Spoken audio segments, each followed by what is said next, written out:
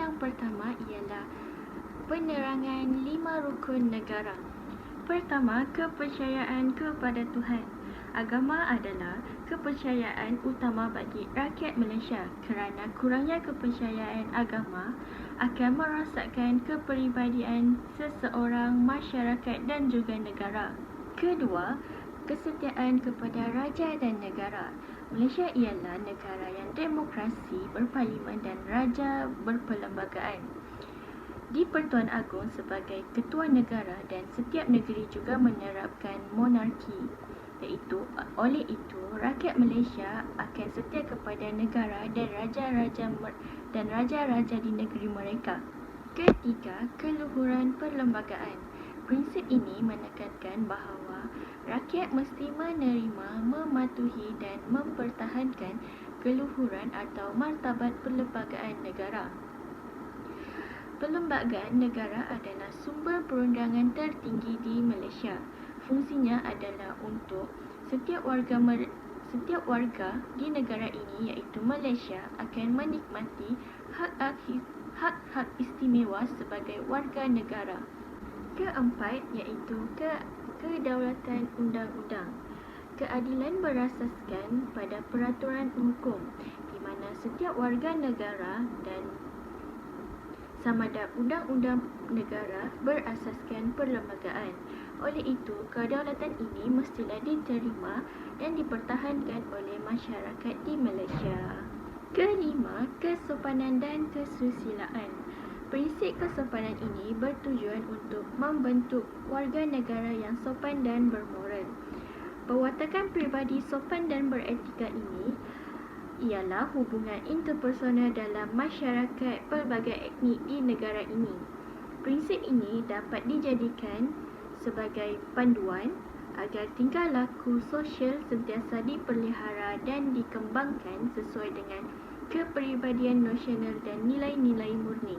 Dalam rukun negara ini terdapat 5 aspirasi negara, iaitu termasuk mencapai perpaduan yang lebih erat di seluruh masyarakat dan mengekalkan cara hidup demokratik.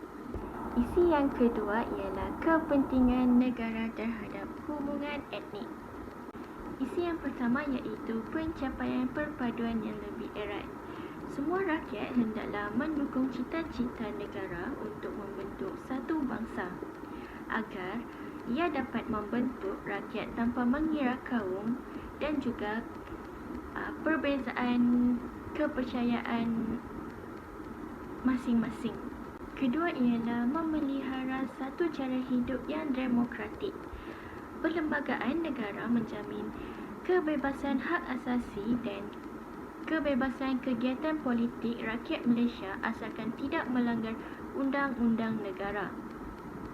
Tetapi hak-hak serta kebebasan yang diberikan ini tidak boleh disalahgunakan atas nama demokrasi untuk membakar perasaan perkauman atau bagi memusnahkan demokrasi di negara Malaysia ini.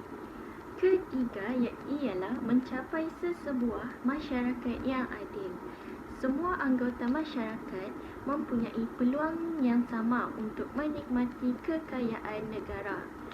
Masyarakat yang adil akan wujud jika kekayaan negara dapat dibahagikan dengan adil dan saksama. Bagi mencapai tujuan ini, pihak-pihak yang lemah akan dibantu agar mereka mempunyai peluang yang sama untuk bersaing dengan pihak-pihak yang lebih atas atau pihak-pihak yang lebih maju. Keempat, membentuk satu sikap yang liberal. Masyarakat di negara ini bebas untuk mengamalkan agama dan adat resam serta kebudayaan masing-masing. Ini sesuai dengan matlamat perpaduan negara. Malaysia mempunyai kekayaan dari segi kebudayaan, adat resam yang diamalkan oleh masyarakat pelbagai kaum. Akhir sekali, membina sesebuah masyarakat yang progresif.